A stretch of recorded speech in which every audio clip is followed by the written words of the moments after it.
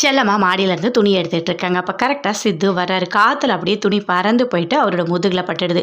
ஐயோ, என்ன ப்ளவுஸ் அவரோட முதுகில் போய் பட்டுடுச்சு, எப்படி எடுக்கிறது அப்படின்னு சொல்லிட்டு அப்படியே போகிறாங்க. போனோடனே ஒரு நிமிஷம் சார், அந்த பக்கம் திரும்புங்க அப்படின்னு சொல்லிட்டு அவங்க ப்ளவுஸை எடுத்துடுறாங்க. எடுத்துட்டோன்னே என்ன ஆச்சு செல்லம்மா அப்படின்னு சொல்லிட்டு கேட்குறாரு. ஒன்றும் இல்லை சார், துணி எடுத்துகிட்டு என்ன காற்றுல பறந்து வந்து உங்கள் மேலே பட்டுடுச்சு. சரி, என்ன துணி அப்படின்னு சொல்லிட்டு சித்து கேட்குறாரு. சார் நீங்கள் வேறு சார் அப்படின்னு சொல்லிட்டு அப்படி தலையிலேயே கொட்டுறாங்க. 2 பேரும் சேர்ந்து அப்படியே ரொமான்ஸாக பேசிகிட்டு இருக்காங்க. சித்து வீட்டில் இருக்கார். அப்போ ஃபோன் வருது. அட்டன் பண்ணி பேசுகிறாரு. யார் அப்படின்னு சொல்லிட்டு சித்து கேட்குறாரு.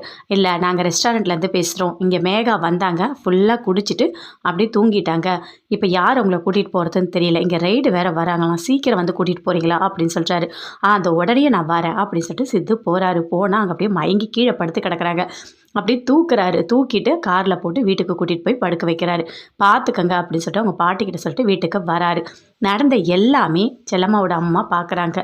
அது எல்லாத்தையும் கேட்குறாங்க. எதுக்காக இவ இப்படிலாம் பண்ணுறா அப்படின்னு சொல்லிட்டு நடந்தது எல்லாத்தையுமே செல்லம்மா கிட்ட சொல்கிறாங்க. அதை கேட்டோன்னே செல்லம்மா பயங்கரமாக ஷாக் ஆகுறாங்க.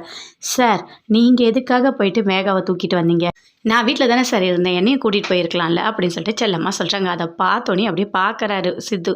என்ன பொறாமையாக இருக்கா அப்படின்னு சொல்லிட்டு கேட்குறாரு. அதெல்லாம் ஒன்றும் இல்லை சார் அப்படின்னு சொல்லிட்டு செல்லம்மா சொல்கிறாங்க. அப்படியே லக்ஷ்மி பார்க்குறாங்க. மலருக்கு பர்த்டேன்னு சொல்லிட்டு எல்லாருமே சேர்ந்து கோயிலுக்கு போகலாம் அப்படின்னு சொல்லிட்டு எல்லாருமே போகிறாங்க.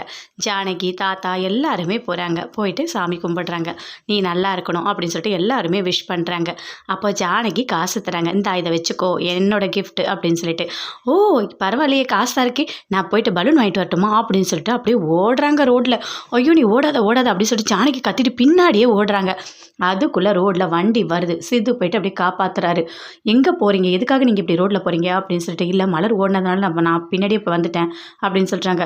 சரி சரி, இப்போ எதுவும் ஆகலை, நீங்கள் நல்லா தான் இருக்கீங்க, வாங்க அப்படின்னு சொல்லிட்டு சித்து கூப்பிடுறாரு. பயங்கரமாக எல்லாருமே ஃபீல் பண்ணுறாங்க. நீ எதுக்கு ஜானகி அப்படி ஓடினேன்?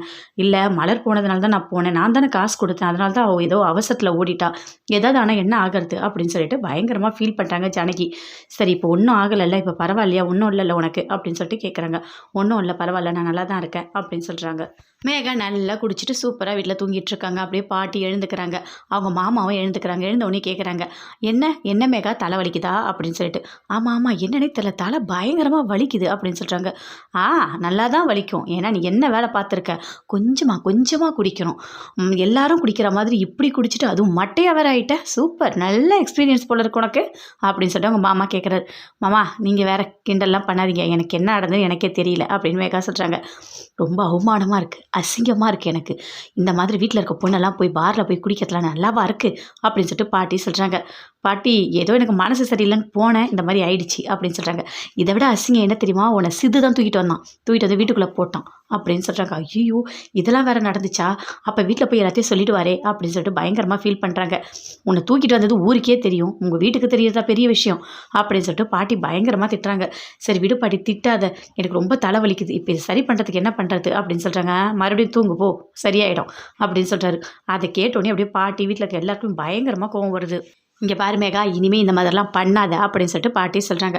பாட்டி, நான் இனிமேல் பண்ண மாட்டேன், தலை வலிக்குது, நீங்கள் இன்னும் பேசி தலைவலி அதிகமாக்காதீங்க, நான் போய் தூங்கணும் அப்படின்னு சொல்லிட்டு மேகா மறுபடியும் நல்லா தூங்குறாங்க.